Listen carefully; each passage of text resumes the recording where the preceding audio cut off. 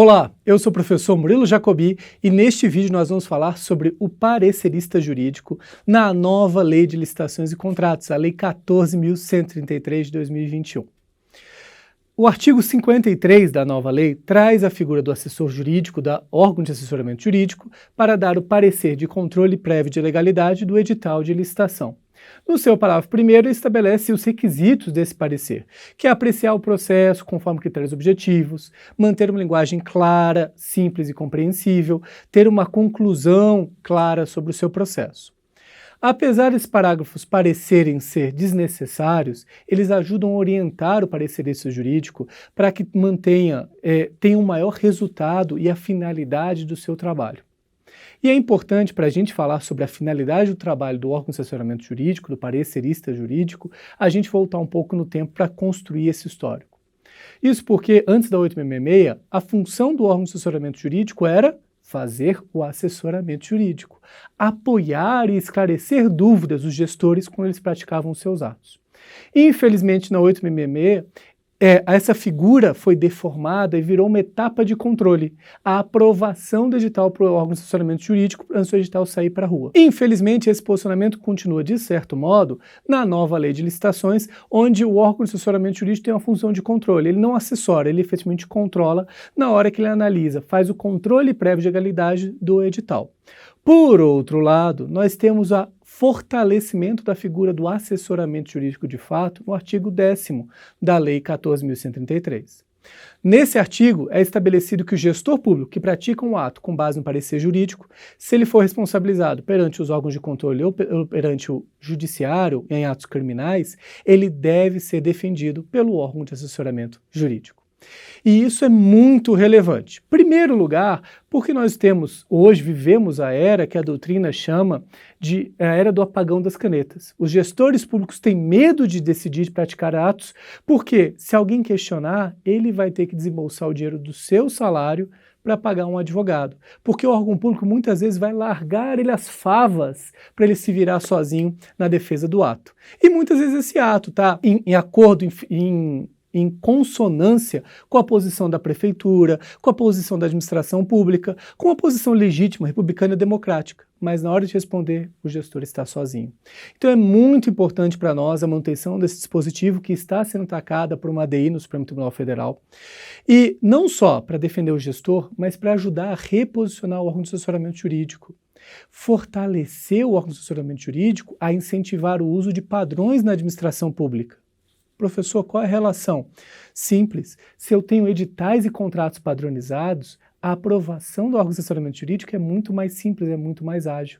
E ele pode dedicar o seu tempo ao que ele deveria realmente fazer.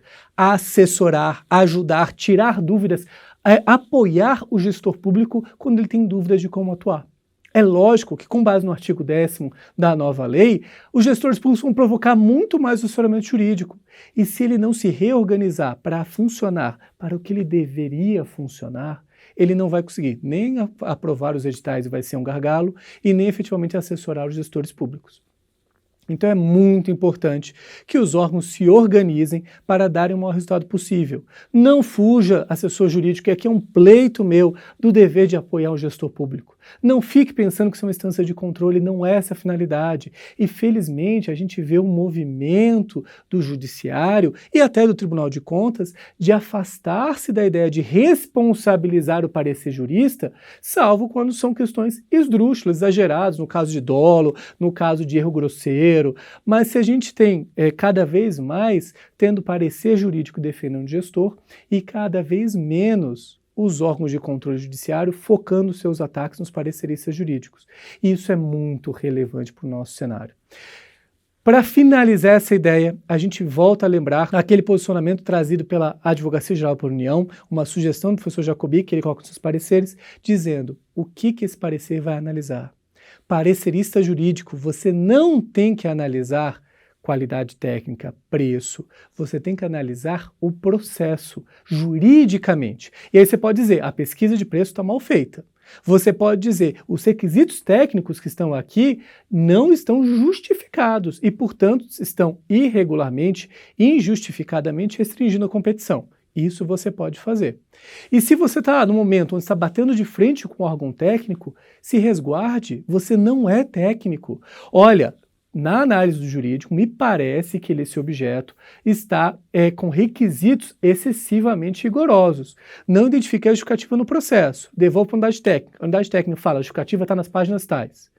Eu vou bater boca? Não. Olha, não tenho domínio técnico do objeto. Isso deixa esse assunto para quem possui conhecimento técnico do objeto, que registra que está nesses pontos, e isso, se estiver realmente lá, dentro do ponto de vista técnico, segue os requisitos legais, dê prosseguimento ao processo.